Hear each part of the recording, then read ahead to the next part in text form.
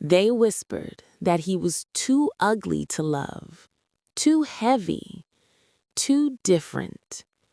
Marcus Caldwell, 37 years old, owner of a tech empire worth billions, could buy islands, mansions, even silence. But he couldn't buy what he wanted most: someone to see past his body and into his soul.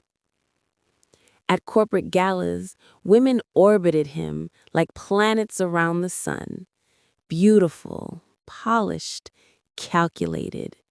They touched his arm, laughed at his jokes of beat too late, and always mentioned how fascinating his success was. Marcus learned to read the script. He knew when someone was performing affection, and he was tired of being the audience. His friends, if you could call them that, were worse. They kept him around for business deals, for access, for the privilege of saying they knew Marcus Caldwell.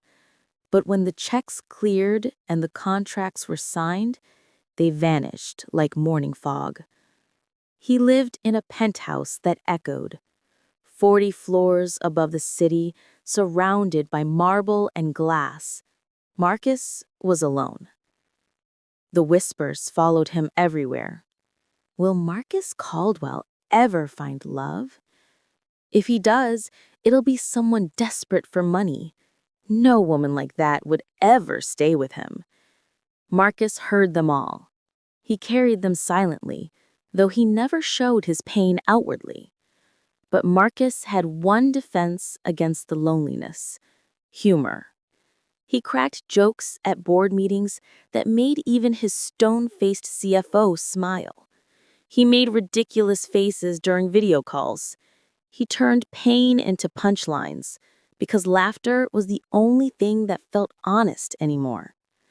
Still, at night, when the city lights blurred below him, Marcus wondered if he'd ever find someone who laughed with him instead of at him. It was a Saturday morning when fate decided to shuffle the deck. Marcus had decided to visit the downtown farmers market, not because he needed to, but because sometimes he craved normalcy. A morning where he wasn't Marcus Caldwell Billionaire, just Marcus, a guy buying overpriced organic tomatoes. He wore a plain hoodie, jeans, and sunglasses. Vendors called out their specials. Families wandered with strollers. The air smelled of fresh bread and honey. That's when he saw the flowers. A table overflowing with sunflowers, roses, and wildflowers in mismatched jars. And standing beside it, arranging a bouquet with graceful hands, was her. She had skin like polished mahogany, glowing in the morning sun. Her hair fell in soft waves past her shoulders. She wore a simple cream dress that moved like water when she turned. But it wasn't her beauty that stopped Marcus in his tracks. It was the way she smiled at an elderly woman buying daisies, genuine warmth radiating from her like heat from a flame. Marcus found himself walking toward the table before his brain caught up. "Those sunflowers look like they're plotting something," he said, pointing at a particularly large bloom. She looked up, surprised, then laughed, a real laugh, unguarded and bright. "You think so?" "Absolutely. See that one? Definitely the ringleader." She tilted her head, studying him with amusement. "And what exactly are they plotting?" "World domination. Or maybe just a hostile takeover of the rose section." Her laugh came again, and Marcus felt something shift in his chest. She wasn't looking at him with pity or judgment or calculation. She was just present. "I'm Serena," she said, extending her hand. Marcus, he shook it, her grip warm and firm. They talked for 20 minutes, then 40. Marcus made her laugh about the aggressive squirrel he'd seen stealing a bagel. She told him about her small event planning business, how she loved working with flowers because they made people happy. When he finally left with an absurdly large bouquet of sunflowers he didn't need, Marcus couldn't stop smiling. Marcus returned to the farmer's market the next Saturday, and the one after that. Each time, he found reasons to linger at Serena's flower table. Each time, their conversations stretched longer. On the fourth Saturday, he worked up the courage to ask her to coffee. She hesitated for only a moment, then smiled. "I'd like that." They met at a quiet cafe on the edge of town. Over lattes and croissants, Marcus learned that Serena was 32, had studied design, and dreamed of opening her own event space one day. She asked about his work, and he kept it vague. Tech consulting. Not ready to shatter the illusion of normalcy. "Can I be honest?" Serena said suddenly, her fingers tracing the rim of her cup. "Always. I've been in relationships where guys only saw one thing, my father's money." She looked up, vulnerability flickering in her eyes. "He owns a chain of luxury hotels. I'm his only child. And every man I've dated, they all started doing the math eventually, wondering when I'd inherit, positioning themselves like chess pieces." Marcus's chest tightened. That must be exhausting. "It is," she smiled sadly. "It makes you wonder if anyone will ever just see you." "I see you," Marcus said quietly. Her eyes met his, searching, and in that moment, something unspoken passed between them. A recognition. Two people tired of being valued for everything except what mattered. Their relationship bloomed from there. Marcus took her to hole-in-the-wall restaurants where nobody knew his name. They walked through parks, sharing earbuds and laughing at terrible podcasts. He taught her terrible dance moves in his kitchen. She taught him how to arrange flowers without looking like he was strangling them.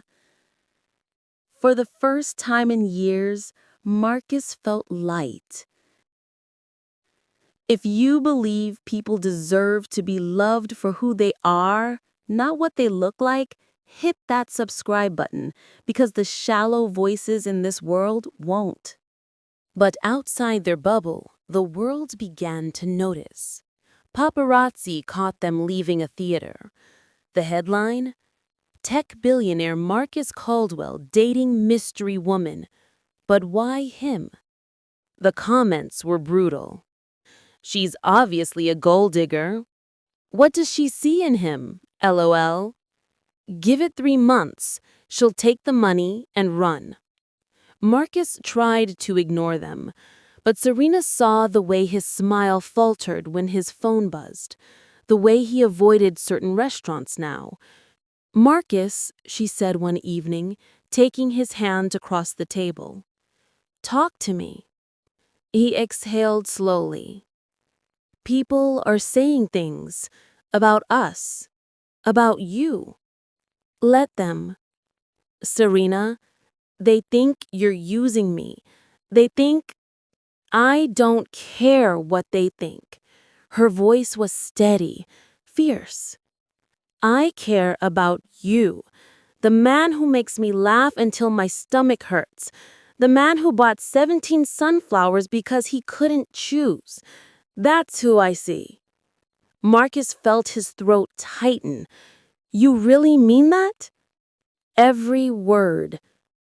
But the real storm came from Serena's family. Her mother, Helen, was a woman who measured worth in appearances and status. When she learned her daughter was dating Marcus Caldwell, she didn't see a billionaire. She saw a fat, unattractive man who would embarrass the family. "You're beautiful, Serena," her mother hissed during a tense family dinner. "You could have anyone, models, athletes, heirs to fortunes with looks to match, and you choose him. Mother, stop. What will people say? Our friends, our circle, they'll laugh at you." Serena's father, Gregory, sat quietly, conflict written across his face. Finally, Helen turned to him. "Go talk to him. Make him understand this can't continue." Reluctantly, Gregory agreed.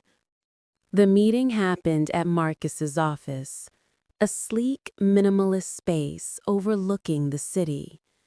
Gregory Blake arrived in a tailored suit, rehearsing the speech his wife had demanded. Tell him to leave her alone. Tell him he's not suitable. But when Marcus greeted him with genuine warmth, offering a handshake and a self-deprecating joke about his messy desk, Gregory's resolve wavered. They talked for over an hour. Marcus didn't defend himself or flaunt his wealth. Instead, he spoke honestly about Serena, how she made him feel alive, how her laughter was the first real thing he'd experienced in years. "I know what people say about me, Mr. Blake," Marcus said quietly. "I've heard it my whole life, but your daughter doesn't treat me like a joke. She treats me like a man. And all I want is to give her the same honesty she's given me." Gregory stared at him, the script his wife had given him dissolving on his tongue. This wasn't a shallow opportunist. This was a good man. When Gregory returned home, Helen demanded answers. "What did you say to him?" Gregory met her eyes. "Nothing. I won't interfere. Let her be happy." Helen's face turned red with fury, but Gregory stood firm. Months passed. The whispers didn't stop, but Marcus and Serena learned to drown them out with their own laughter. Comment "Love sees the heart" if you believe real connection matters more than appearances, because the judgmental voices in this story won't. Then, on a quiet evening beneath a sky scattered with stars, Marcus took Serena to the farmer's market, where they'd first met. The vendors had packed up for the day, but he'd arranged for Serena's flower table to remain, now covered in candles and roses. "Marcus, what?" He took her hands, his heart hammering. "Serena Blake, you've given me something I thought I'd never have. You see me, not my bank account, not my body, just me. And I want to spend the rest of my life making you laugh." He dropped to one knee, producing a ring that caught the candlelight. "Will you marry me?" Tears streamed down Serena's face. Yes, 1,000 times yes. Their wedding was a spectacle. Grand cathedral, crystal chandeliers, guests from across the globe. When Marcus saw Serena walking down the aisle in white lace, the world fell away. She was radiant, and she was his. They exchanged vows, voices trembling with emotion. When the officiant pronounced them husband and wife, Marcus kissed her like she was oxygen. The reception glowed with music and celebration. Even Serena's mother, seated quietly at a corner table, couldn't deny the joy radiating from her daughter. During their first dance, Serena whispered, "They're all watching us." Marcus grinned. "Let them watch. We're writing our own story." Even Serena's father rose with a glass in hand, his voice wavering with emotion. I once doubted this man, but I see now why my daughter chose him. He makes her shine, and that is all a father could want. Applause erupted. For the first time, Marcus felt truly accepted. But as the evening wound down and guests began to leave, a man approached Marcus at the bar. Tall, sharply dressed, with cold eyes and a smile that didn't reach them. "Congratulations," the man said, his tone pleasant but edged with something darker. "Thank you," Marcus replied, cautiously, not recognizing him. The man leaned in slightly, lowering his voice. "Enjoy it while it lasts, Caldwell, because people like you don't get to keep the girl. Not forever." Marcus's smile faded. His jaw tightened. "Who are you?" The man straightened, adjusting his cufflinks with deliberate slowness. "Let's just say someone who knows Serena better than you think." He dropped a business card on the bar. Thick, expensive cardstock with no company logo, just a phone number. And beneath it, 5 words printed in elegant script. "Ask her about Vienna." The man walked away, disappearing into the crowd like smoke. Marcus stared at the card, his hand trembling slightly. His mind raced. Vienna. Serena had never mentioned Vienna. Not once in all their conversations, their late-night talks, their moments of vulnerability. What happened in Vienna? Who was that man? And why did he look at Serena like he owned a piece of her past? Serena appeared beside him, glowing and breathless from dancing.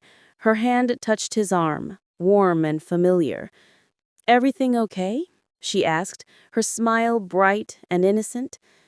Marcus pocketed the card quickly, forcing his expression to soften. "Everything's perfect." But as he watched her laugh with friends, as the music swelled and the night carried on around them, a cold nut of doubt began to form in his chest. Because love had taught him to trust, but the card in his pocket whispered a different story. "Ask her about Vienna." Marcus looked at his bride, the woman who'd seen his heart when no one else would, the woman who defied her family, the world's judgment, and every cruel whisper to stand beside him.